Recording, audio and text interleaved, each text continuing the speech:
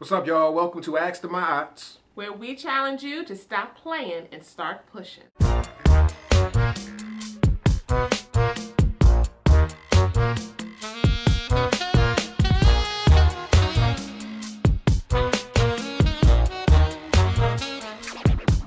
This is my appetizing wife, Fiona. And this is my main course husband. Ayize. Welcome, y'all. Welcome to Ask the Ma'ats. Who are we? We be the Ma'ats. What do? We give our opinions, we answer your questions, we give our advice, and we always keep it 100% Real. real. All right, y'all. We got this question in from a viewer, and it goes like this. My husband and I have been married for 3 years now. We have one child together, and each has 3 from a previous relationship. So that's 7 children in all. During my pregnancy, my husband expected a lot from me, and I just felt like I wasn't getting the attention that I should. He wanted all the attention. He wanted me to hang out and party as we did before I was pregnant. I tried this, but I just felt like I was always compromising my baby's health. So a lot changed between us. He became jealous and accused me of cheating and saying the baby wasn't his. I guess I must tell you that I was with someone else when I hooked up with him. We were middle school sweethearts. My husband and I, after 20 years, we reunited. I always knew, even as a teenager, that I wanted to marry him and have his babies. So I was like, it was destiny that brought us back together. Well, after I had the baby, the distrust and accusing got worse. He even had a DNA test done behind my back to prove he was the father of our baby. It's been 3 years and the accusing and distrust is still going on.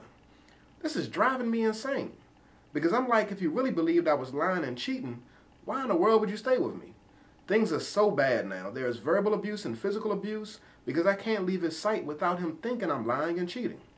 I really love my husband. After all, I thought it was destiny that brought us together. I don't know what else to do. We tried counseling and that didn't work because he didn't want to continue. It's like we have 2 good days and then here comes the bad day. I'm in desperate need of advice. After all, I would hate to fail at marriage without trying everything possible. Please help. All right, Miss Clinician. This is serious business right here. We actually just came from seeing a movie earlier today titled Insecure. Yeah. And it's in limited theaters, and folks need to take a look at it to see how real this thing called domestic violence is. The acting wasn't that great. No, the movie wasn't. Yeah, let's just go ahead and qualify that. The movie itself wasn't all that, but They had some good actors in it, but the actors that were in it. This ain't no movie review. Oh, yeah, Come on now. Okay. but the big picture The subject here matter is that domestic real. violence is real. It's a serious issue, and sis, I want you to look into the computer right now, and I want you to understand that you are being abused. I'm going to tell you some of the general signs of domestic abuse and violence and how you know that's happening. First of all, if you are generally afraid, if you are fearful of your spouse, if you feel like you have to walk on eggshells, and if he belittles you or tries to control you, you've already shared some of that with us, then that is a good indicator that there's a problem and you need to get some help to figure out if this is indeed domestic violence or what's called spousal abuse. A lot of times I find that folks that I've talked to and worked with are in denial. And they're in denial because they think that if it seems minor to them, oh, well, he just got upset and grabbed me and threw me down. So it's not that serious. It's still abuse if it seems minor to you. If it only occurred maybe once or twice in the relationship, so we justify and rationalize that he just really got upset, or she just got upset, because it happens on both sides. That's true.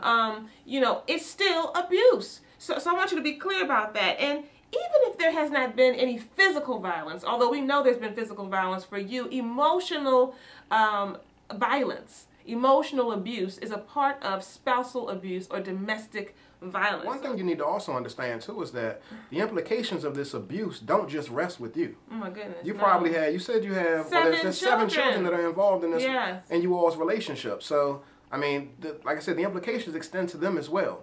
And unfortunately, if they're experiencing the physical and verbal and emotional abuse, that right there might become generational unless you cut that thing right now. That's right. That's right. So you got to keep that in mind, that it's not just with you, it's impacting your children as well. Mm-hmm. A lot of times, folks who are being victimized in a domestic violence situation in the home make excuses for the abusers, and you know, they'll say they're under a lot of pressure and a lot's going on and what have you. But I want you to be real clear. Abusers are able to control their behavior. They do it all the time. They ain't going off out in public. They wait till they get your ass home. They ain't going off around the police. They wait till they get you alone. They choose carefully when to abuse, where to abuse. They pick and choose who to abuse. That's real critical, because one of the things that I've often talked about is the fact that, you know, we don't want to blame the victim. So if you are a victim in the situation, we want to be clear about that. But that doesn't mean that the victim doesn't have to take responsibility for figuring out, oh my goodness, I am being victimized, and then taking control of the situation. Let's talk real briefly about the cycle of violence in domestic abuse. First, it starts off with the abuse. Okay, the abuse happens, the person lashes out in an aggressive or belittling way or violent way, and then they feel guilty.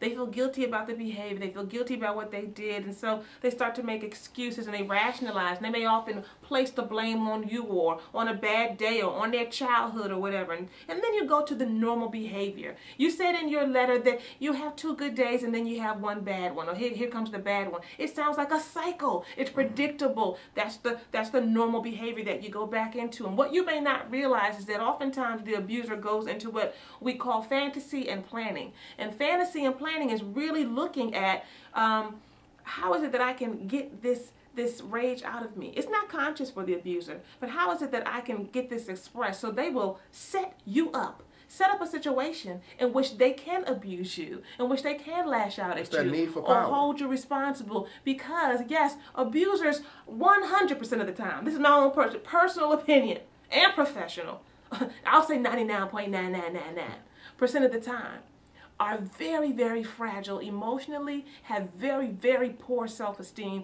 and that's why they have an extreme need to control and to exert themselves, because they feel so small to begin with. What I need you to understand today, sis, is this. You are being abused. Your children are in that situation. It is not okay. There have been folks who've been able to get through it, but the way through it is to get the hell up out of there first. And then you can look and see what is possible or what is not. You can call the domestic violence hotline, and that number is 1-800-799-7233.